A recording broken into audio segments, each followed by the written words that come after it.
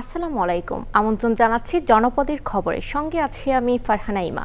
এখনকার এই সংবাদ আয়োজন একই সঙ্গে চ্যানেল আইয়ের ইউটিউব চ্যানেল এবং চ্যানেল আইয়ের ওটিটি প্ল্যাটফর্ম আইস্ক্রিনে লাইভ স্ট্রিম হচ্ছে। ত্রয়োদশ জাতীয় সংসদ নির্বাচনে বিএনপি প্রার্থীদের ধানের শীষ, জামায়াতে ইসলামের দাঁড়িপাল্লা ও এনসিপির শাপলা কলির সহ অন্যান্য দলকে প্রতীক বরাদ্দ দেওয়া হয়েছে। স্বতন্ত্র প্রার্থীরাও পেয়েছেন তাদের প্রতীক। ব্রাহ্মণবাড়িয়া ২ আসনে ব্যারিস্টার রুমিন ফারহানা হাস ও ঢাকা ৯ আসনে তাসনিম জারা ফুটবল প্রতীক পেয়েছেন। বৃহস্পতিবার থেকে শুরু হবে আনুষ্ঠানিক প্রচার। প্রতিনিধিদের পাঠানো তথ্য ভিডিও চিত্রে সাদে ওমরের রিপোর্ট। সারা দেশে নির্বাচনী প্রার্থীদের প্রতীক বরাদ্দ কার্যক্রম। মনোনয়নপত্র প্রত্যাহার শেষে ত্রয়োদশ জাতীয় সংসদ নির্বাচনে প্রার্থীর সংখ্যা দাঁড়িয়েছে ১,৯৬৭ জন। ২৯৮ আসনে মনোনয়নপত্র প্রত্যাহার করেছেন ৩০৫ জন। ব্রাহ্মণবাড়িয়া ২ আসনের আলোচিত স্বতন্ত্র প্রার্থী ব্যারিস্টার রুমিন ফারহানা হাস প্রতীক পেয়েছেন। কাঙ্ক্ষিত প্রতীক পেয়ে ভোটারদের প্রত্যাশা অনুযায়ী কাজ করার আশ্বাস দেন তিনি। এই নির্বাচনটা যাতে কেউ কোনোভাবে কালিমালিপ্ত করতে না পারে, প্রশাসনকেও সজাগ থাকতে হবে। আমি দলগুলোকেও বলবো যার যার বৃহত্তর স্বার্থে এই আসনে যাতে তাদের নেতা কর্মীরা অসংলগ্ন আচরণ না করে, আইন না ভাঙে, অসভ্য আচরণ না করে। বড় দলগুলোর দায়িত্ব হবে এই বিষয়টা এনশিওর করা। কুমিল্লার ৪ সংসদীয় আসন থেকে লড়বেন জাতীয় নাগরিক পার্টির নেতা হাসনাত আব্দুল্লাহ। কুমিল্লার ১১টি আসনে চূড়ান্তভাবে মোট ৮০ জন প্রার্থী নির্বাচনী প্রতিদ্বন্দ্বিতায় রয়েছেন। চট্টগ্রামে প্রতীক পাওয়ার পর প্রার্থী ও তাদের সমর্থকরা উচ্ছ্বাস প্রকাশ করেন। চট্টগ্রামের ১৬টি সংসদীয় আসনে লড়বেন ১১১ জন প্রার্থী। উৎসবমুখর পরিবেশে ত্রয়োদশ জাতীয় সংসদ নির্বাচনে বরিশালের ৬টি সংসদীয় আসনের ৩৬ জন প্রার্থীর মধ্যে প্রতীক বরাদ্দ দেওয়া হয়েছে। রাজশাহী জেলার সংসদীয় ৬টি আসনের প্রতিদ্বন্দ্বী প্রার্থীদের নির্বাচনী প্রতীক বরাদ্দ করা হয়েছে। ভোটের মাঠে লড়ছেন ২৯ জন। রংপুরে ৬টি সংসদীয় আসনের ৪৪ জন প্রার্থীকে প্রতীক বরাদ্দ দেন জেলা রিটার্নিং কর্মকর্তা। আইনি জটিলতায় পাবনা ১ ও পাবনা ২ আসনে প্রার্থী চূড়ান্ত হবে পরে।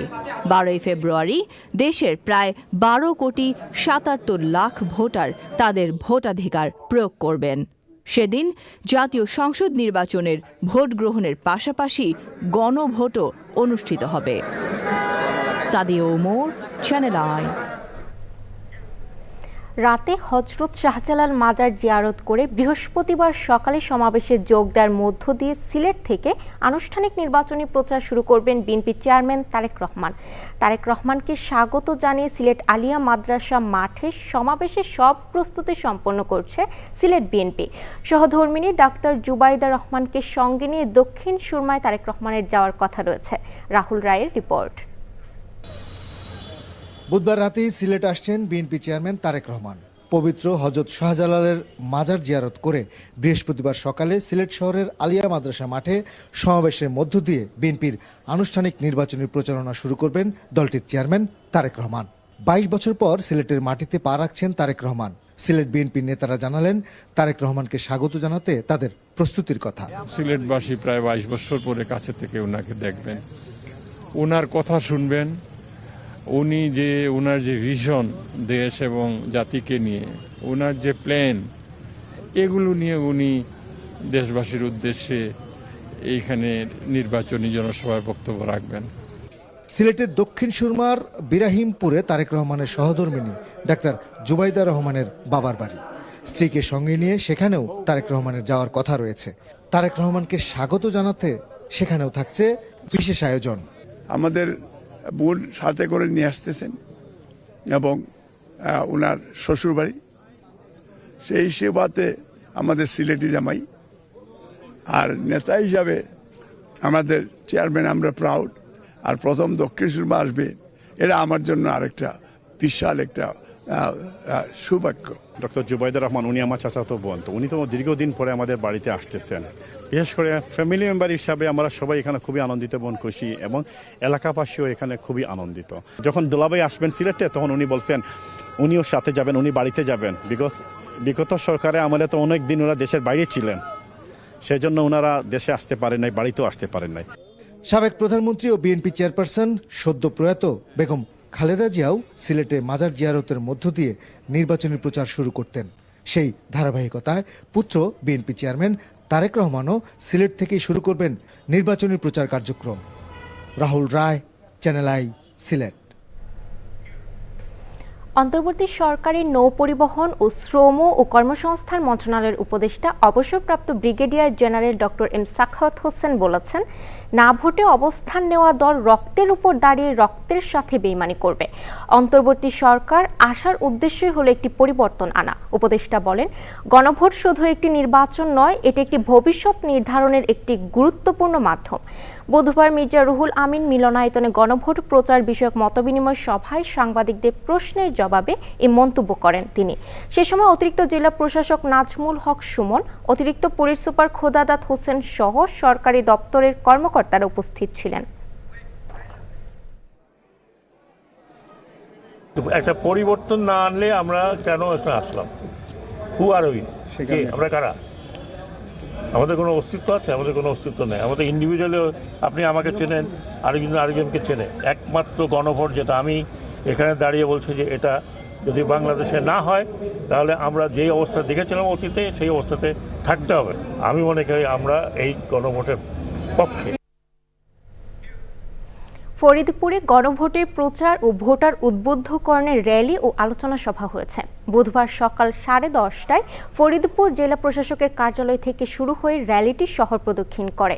উদ্বোধন করেন পরিবেশ, বন ও জলবায়ু পরিবর্তন, পানি সম্পদ মন্ত্রণালয় এবং তথ্য মন্ত্রণালয়ের উপদেষ্টা সৈয়দা রিজওয়ানা হাসান। ফরিদপুরে জেলা প্রশাসক কামরুল হাসান মোল্লার সভাপতিত্বে এ সময় ফরিদপুরে পুলিশ সুপার নজরুল ইসলাম, বিভিন্ন সরকারি বেসরকারি পর্যায়ের কর্মকর্তারা উপস্থিত ছিলেন।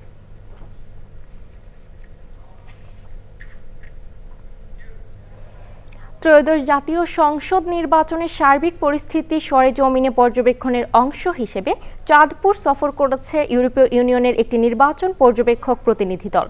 চাঁদপুর প্রেসক্লাব মিলনায়তনে স্থানীয় গণমাধ্যমে কর্মরত সাংবাদিকদের সঙ্গে মতবিনিময় ও শুভেচ্ছা বিনিময় করেন তারা। এ সময় নির্বাচনী মাঠের পরিবেশ, আইনশৃঙ্খলা পরিস্থিতি, ভোট কেন্দ্রের প্রস্তুতি, ভোটারদের অংশগ্রহণ এবং নির্বাচনের সাংবাদিকদের ভূমিকা সম্পর্কে বিভিন্ন বিষয়ে অবহিত হন পর্যবেক্ষক দলের সদস্যরা। ইউরোপীয় ইউনিয়নের 2 সদস্য বিশিষ্ট পর্যবেক্ষক দলে ছিলেন টিম প্রধান মায়া হুইলিমান এবং সদস্য লার্স প্লাগম্যান। We have many stakeholders in elections. Of course, the election officials, main focal points for us maybe, but there are so many others, and media is one of our focal points. Dhaka 19 সংসদীয় সাভার ও আশুলিয়া জাতীয় সংসদ সদস্য নির্বাচনে প্রার্থীদের নিকট 6 দফা দাবিতে সংবাদ সম্মেলন করেছে গার্মেন্টস শ্রমিকরা। দাবিগুলো হচ্ছে জনসংখ্যা অনুপাতে সরকারি উদ্যোগে শ্রমিক কলোনি, সরকারি স্কুল ও কলেজ, ডে কেয়ার সেন্টার, খেলার মাঠ এবং বার্ন ইউনিট সহ 500 শয্যা বিশিষ্ট আধুনিক সরকারি হাসপাতাল নির্মাণ ও আরও কয়েকটি। সকালে সাভার প্রেসক্লাব মিলনায়তনে সাভার ও আশুলিয়ার বিভিন্ন শ্রমিক সংগঠনের সমন্বয়ে শ্রমিকদের দাবি বাস্তবায়ন কমিটির উদ্যোগে সংবাদ সম্মেলন হয়। এতে সাভার ও আশুলিয়ার 43টি শ্রমিক সংগঠনের শ্রমিক নেতারা উপস্থিত ছিলেন। এবারে সারা দেশের খবর নিয়ে প্রতিনিধিদের পাঠানো তথ্য ও ভিডিও চিত্রে আলমুকসিদের রিপোর্ট। বিএনপির প্রয়াত চেয়ারপারসন ও সাবেক প্রধানমন্ত্রী বেগম খালেদা জিয়ার রুহের মাগফিরাত কামনায় খুলনায় দোয়া মাহফিল ও সুধী সমাবেশ করেছে নাগরিক সমাজ ও শ্রীফলতা ইউনিয়ন বিএনপি। নির্বাচনের প্রচার অভিযানে সংযম, শালীনতা ও দায়িত্বশীলতার পরিচয় দেওয়ার অঙ্গীকার করেছে বিএনপি ও জামায়াতসহ কয়েকটি রাজনৈতিক দল।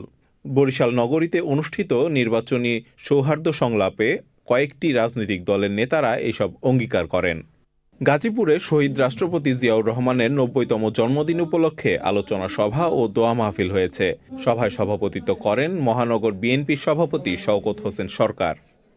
চাঁপাইনবাবগঞ্জে জাতীয় সংসদ ও গণভোট সুষ্ঠুভাবে সম্পন্ন করতে নির্বাচন কার্যক্রম বিষয়ক সমন্বয় সভা হয়েছে। প্রধান অতিথি ছিলেন রাজশাহী বিভাগীয় কমিশনার ডক্টর আ.ন.ম বজলুর রশিদ। নওগাঁয় জাতীয় সংসদ নির্বাচনে অংশগ্রহণমূলক পরিবেশ নিশ্চিত করতে ও গণভোট বিষয়ে ভোটারদের সচেতনতা বাড়াতে মতবিনিময় সভা হয়েছে। প্রধান অতিথি ছিলেন শিক্ষা উপদেষ্টা ডক্টর বিধান রঞ্জন রায় পোদ্দার। চাঁপাইনবাবগঞ্জে মাদকমুক্ত সমাজ গঠনে নারী শিক্ষার অগ্রযাত্রায় মাদকমুক্ত সমাজের ভূমিকা বিষয়ক সচেতনতামূলক সেমিনার করেছে মাদক নিয়ন্ত্রণ অধিদপ্তর ডিএনসি। জাতীয় সংসদ নির্বাচনে আইন শৃঙ্খলা পরিস্থিতি সুষ্ঠু রাখার দাবিতে কুড়িগ্রামে সংবাদ সম্মেলন করেছে জেলা জামায়াতে ইসলামী। গণভোটের প্রচার ও ভোটারদের অংশগ্রহণ বাড়াতে নড়াইলে জেলা পর্যায়ে মতবিনিময় সভা হয়েছে। সভায় প্রধান অতিথি ছিলেন পার্বত্য চট্টগ্রাম বিষয়ক মন্ত্রণালয়ের উপদেষ্টা সুপ্রদীপ চাকমা। নোয়াখালী বেগমগঞ্জ জিরতলী ইউনিয়নে সাবেক প্রধানমন্ত্রী বেগম খালেদা জিয়ার আত্মার মাগফিরাত কামনায় মিলাদ ও দোয়া মাহফিল হয়েছে। প্রধান অতিথি ছিলেন কেন্দ্রীয় স্বেচ্ছাসেবক দলের সহ সভাপতি মনির আলম চৌধুরী। স্কাউটস মেহেরপুর জেলা শাখার উদ্যোগে কাব হলিডে হয়েছে।